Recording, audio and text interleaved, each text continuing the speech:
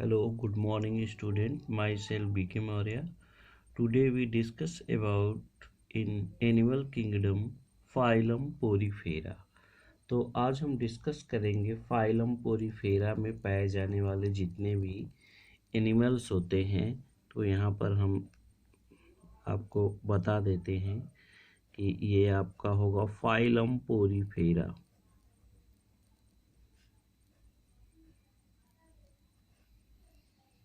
Phylum Porifera.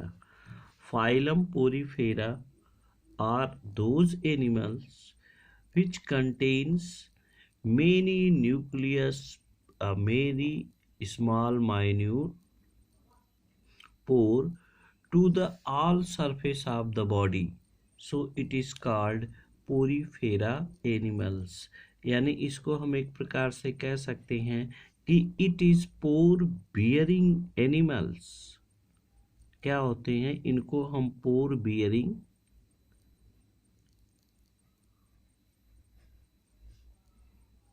Animals कहते हैं। तो पोरीफेरा फाइलम में जितने भी एनिमल्स पाए जाते हैं उनकी होल बॉडी सरफेस पर स्मॉल टीनी पोर पाए जाते हैं, छिद्र पाए जाते हैं, जिसके कारण इनको हम कह सकते हैं पोर बियरिंग एनिमल्स। इसीलिए इस फाइलम का नाम पोरीफेरा पड़ा। तो ये जो एनिमल्स होते हैं ये प्रिमिटिव मल्टीसेलुलर होते हैं, डिप्लोब्लास्टिक एनिमल्स होते हैं, विथ सेलुलर लेवल का इनमें बॉडी ऑर्गेनाइजेशन पाया जाता है। ठीक है ना। इस फाइलम के जितने भी मेंबर होते हैं इनको प्रायः हम स्पंज के नाम से जानते हैं। क्यों स्पंज के नाम से जानते हैं? क्योंकि इनकी बॉडी में एब्जॉर्ब एंड विथड्रॉ, किसी भी फ्लूइड को एब्जॉर्ब करने की और उसको छोड़ने की, विथड्रॉ करने की जो क्षमता होती है बहुत अधिक होती है। तो स्टडी ऑफ पोरीफेरा ही क्या कहलाती है? पैराजूलॉजी के नाम से जानती है। तो हम यहाँ पर इसके जनरल कैरेक्टर के बारे में यदि स्टडी करते हैं तो यहाँ पर हमको ये मिलेगा कि दीज आर प्रिमिटिव मल्टीसेलुलर। ये कैसे होते हैं? पहली बात, ये प्रिमिटिव मल्टीसेलुलर एनिमल्स होते हैं। मल्टी सेलुलर एनिमल, ये मल्टीसेलुलर एनिमल्स होते हैं। इनकी जो बॉडी होती है वो 2 लेयर से मिलकर बनी होती है, डिप्लोब्लास्टिक होते हैं। 2 लेयर से मिलकर बनी है, इसका मतलब कितने है कि क्या कहेंगे इसको? Diploblastic animal.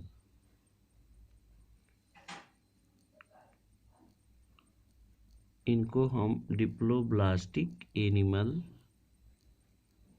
के नाम से जानते हैं। डिप्लोब्लास्टिक का मतलब इसमें 2 लेयर पाई जाएगी। एक होगी outer ectoderm,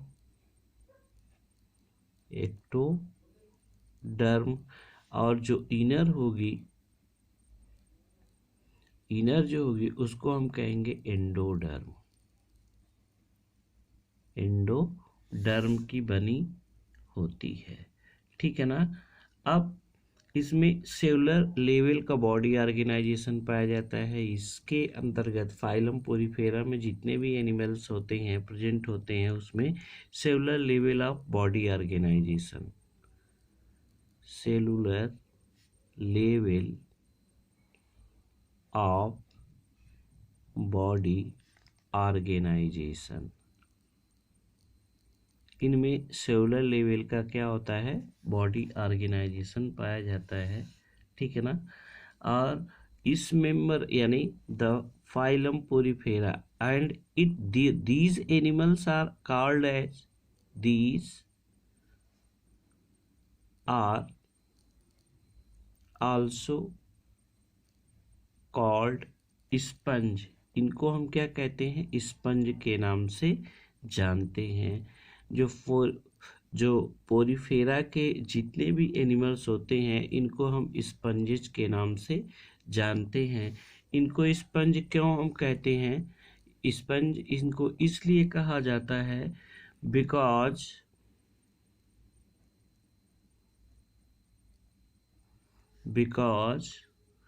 due to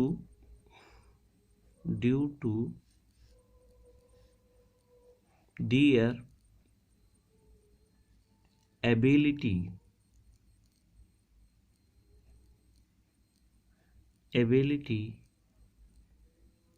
to absorb and withdraw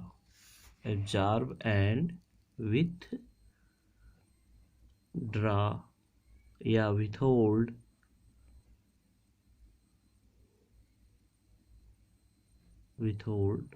fluid, क्योंकि ये बहुत ज़्यादा मात्रा में क्या करते हैं, फ्लूइड्स को एब्जॉर्ब या विथहोल्ड कर सकते हैं। अब इनकी जो स्टडी की जाती है, द स्टडी ऑफ स्पंजेस, हम यहाँ कह सकते हैं the study of sponges is called as पैराजूलॉजी।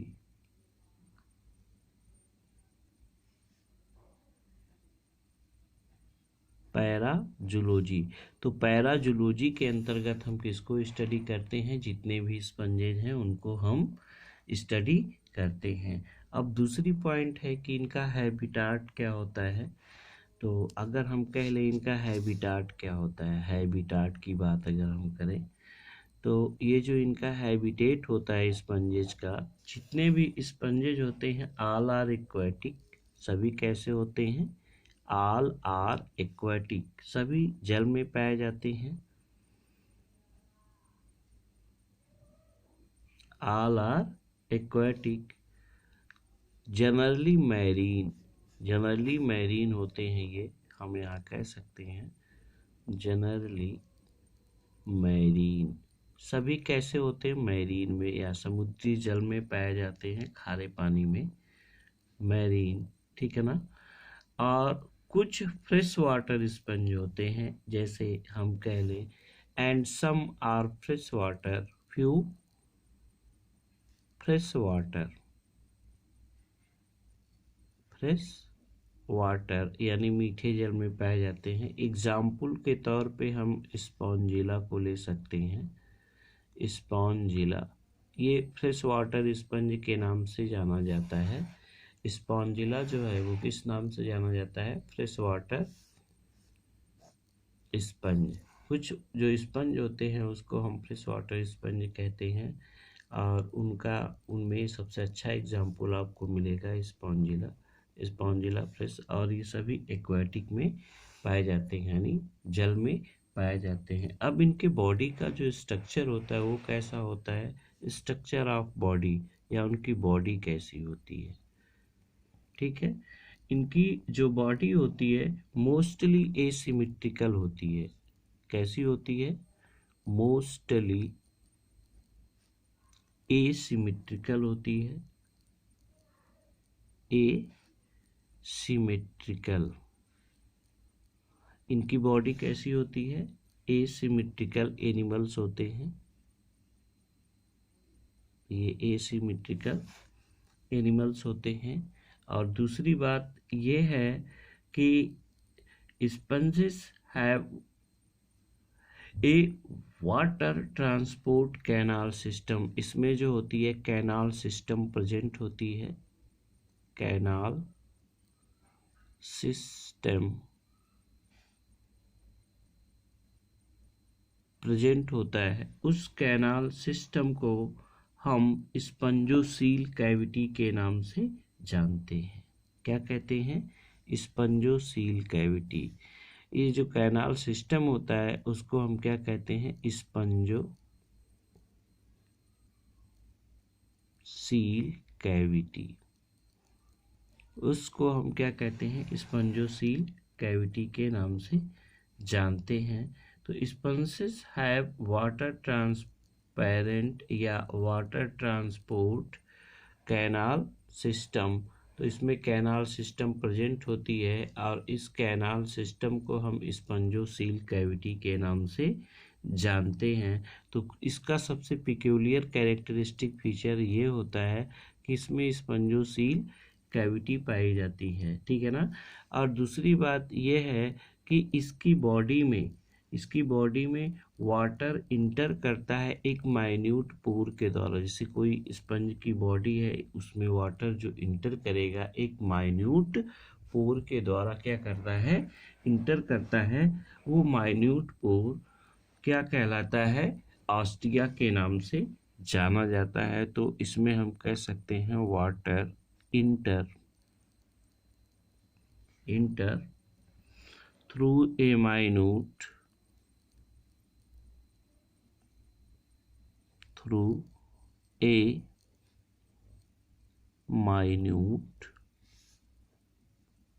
pore that is called ostia। तो इसमें छोटे छोटे माइन्यूट पोर पाए जाते हैं, उसी को ऑस्टिया कहते हैं। इसी को हम क्या कहते हैं कि माउथ भी कह सकते हैं उनका, ठीक है। तो अब जो इनकी बॉडी वाल होती है उसमें सेंट्रल के बीच में, इसमें जो बॉडी की जो वाल होती है उसके बीच में एक कैविटी पाई जाती है जिसको हम क्या कहते हैं, सेंट्रल कैविटी होती है इसमें। सेंट्रल, या हम यहाँ कह सकते हैं body contain central cavity that is called spongocoel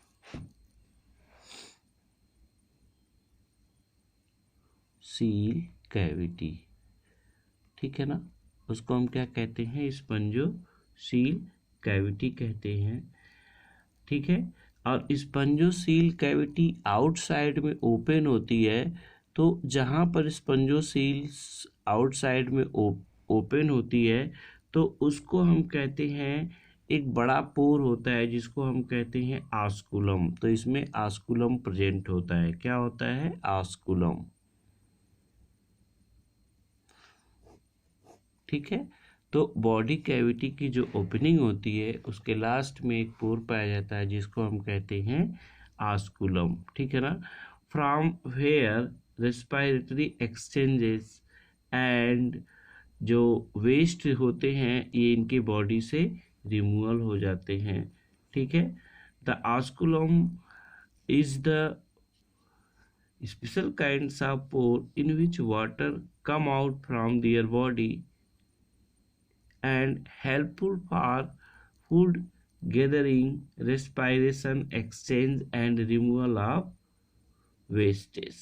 तो जो इनमें स्पंजोसील्स कैविटी होती है उसमें स्पेशल काइंड की सेल्स पाई जाती है। तो जो स्पेशल काइंड की सेल्स होती है इसमें, तो जो spongocoel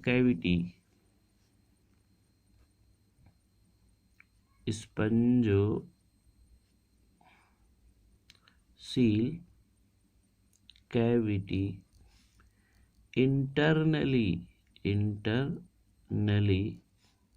lined by endoderm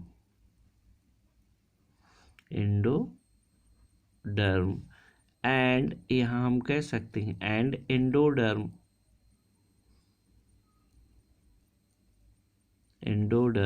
contain a special type of cells. कैसी, एंडोडर्म में एक स्पेशल काइंड की सेल्स होती है। तो उस स्पेशल काइंड के सेल्स को, स्पेशल काइंड सेल की जो सेल्स होती है उसको हम कहते हैं कोइनोसाइट सेल्स। कोइनोसाइट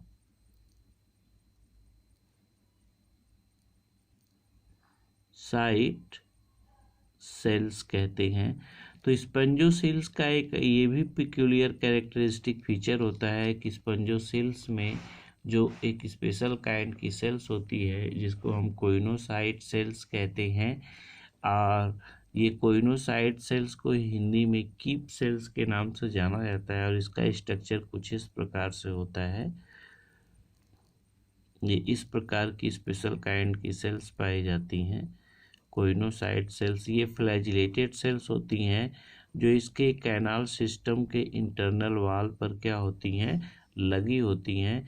और ये कोइनोसाइट सेल्स में जो फ्लैजिलेटेड पार्ट होते हैं ये मूव करते हैं, जिससे उनकी बॉडी के थ्रू ये हम कह सकते हैं कोइनोसाइट सेल्स, कोइनोसाइट सेल्स। तो ये कोइनोसाइट सेल्स का एक पिक्यूलियर कैरेक्टरिस्टिक फीचर होता है। अब इनमें जो डाइजेशन होता है, अब हम नेक्स्ट टॉपिक पर चलेंगे, इसमें डाइजेशन कैसे होता है। डाइजेशन तो स्पंज में जो डाइजेशन होता है वो इंट्रासेलुलर होता है, यानी सेल के अंदर होता है, ठीक है ना। तो डाइजेशन कैसा होता है, डाइजेशन इंट्रासेलुलर होता है। कैसा होता है, intracellular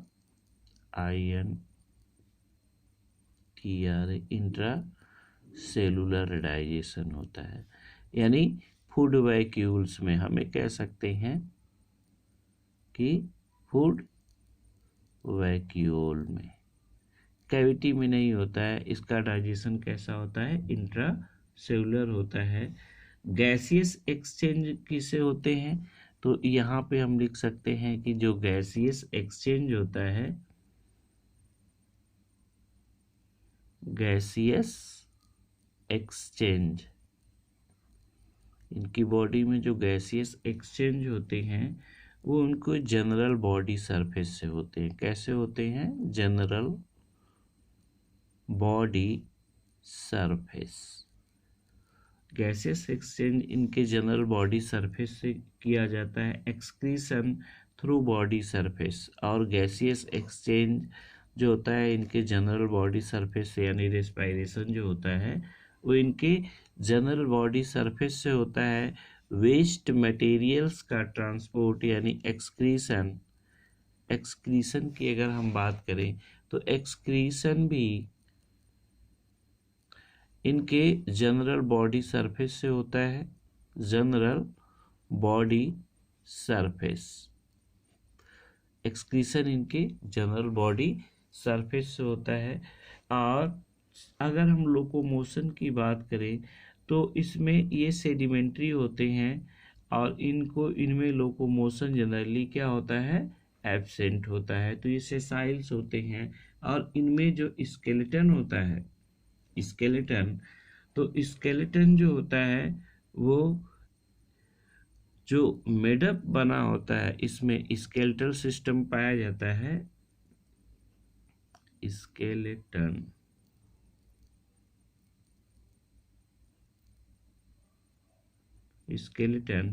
made up of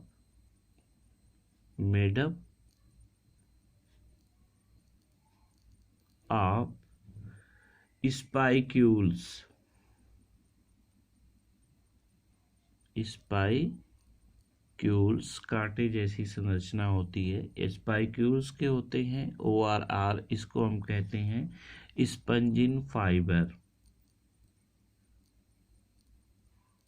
spongin fibre के बने होते हैं, ठीक है। अब इनमें जो नर्वस सिस्टम होता है, नर्वस सिस्टम एब्सेंट होता है। नर्वस सिस्टम की बात कर ले हम तो इनमें जो नर्वस सिस्टम होता है वो क्या होता है, एब्सेंट होता है। नर्वस सिस्टम एब्सेंट होता है। और रिप्रोडक्शन अगर हम कह लें तो इसमें रिप्रोडक्शन जो होता है वो एसेक्सुअल रिप्रोडक्शन जो होता है फ्रैगमेंटेशन के द्वारा। रिप्रोडक्शन अगर एसेक्सुअल होगा इनमें, एसेक्सुअल, ठीक है, तो फ्रैगमेंटेशन के द्वारा होता है। कैसे, फ्रैगमेंटेशन,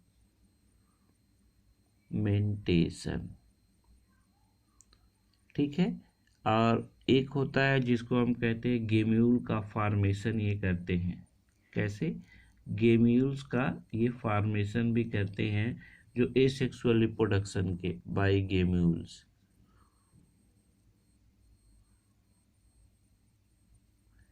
गेम्यूल फॉर्मेशन,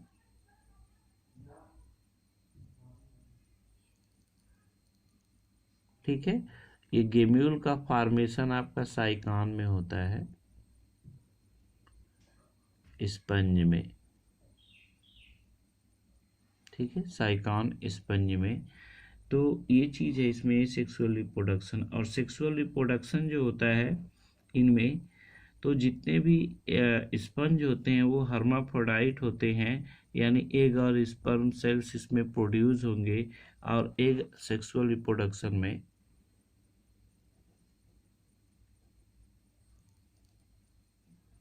इनमें जो सेक्सुअल रिप्रोडक्शन होगा, ठीक है, तो जो सेक्सुअल रिप्रोडक्शन होगा उसमें ये हर्माफ्रोडाइट होते हैं। हर्माफ्रोडाइट, हर्माफ्रोडाइट का मतलब मेल और फीमेल दोनों एक में ही होते हैं। हर्माफ्रोडाइट, मेल और फीमेल दोनों एक ही में होते हैं। मेल सेल्स के द्वारा जो है स्पर्म एराइज होगा और फीमेल के द्वारा ओवा। इन दोनों का फर्टिलाइजेशन उनके अंदर ही होता है और इनका जो डेवलपमेंट होता है वो जनरली इनडायरेक्ट होता है, यानी इसमें लार्वल स्टेज बनती है कभी कभी, ठीक है। तो ये इस प्रकार से इनकी पूरी लाइफ हिस्ट्री समाप्त होती है। और इस फाइलम में जो भी एनिमल्स होते हैं उनको हम स्पंजेस कहते हैं। तो इसका जो बेस्ट एग्जाम्पल होगा, इसका बेस्ट एग्जाम्पल जो है वो आपका साइकान हो गया। एग्जाम्पल के तौर पे हम यहाँ पे कह सकते हैं कि इसका जो बेस्ट एग्जाम्पल होगा वो साइकान क्या होगा, साइकान। साइकान को हम प्राय कॉमनली साइफा के नाम से जानते हैं, SCYPHA, साइफा, साइकान होगा, ठीक है ना। स्पॉन्जिला, स्पॉन्जिला, इसको फ्रेश वाटर स्पंज कहते हैं, फ्रेश वाटर स्पंज। और जो तीसरा होता है you Spongia, you Spongia, you Spongia को बॉथ स्पंज के नाम से जानते हैं, बॉथ स्पंज के नाम से हम जानते हैं। और फिर इसके बाद जो होता है आपका क्लायोना, इसको बोरिंग स्पंज कहते हैं, क्लायोना, क्लायोना, इसको हम क्या कहते हैं, बोरिंग स्पंज।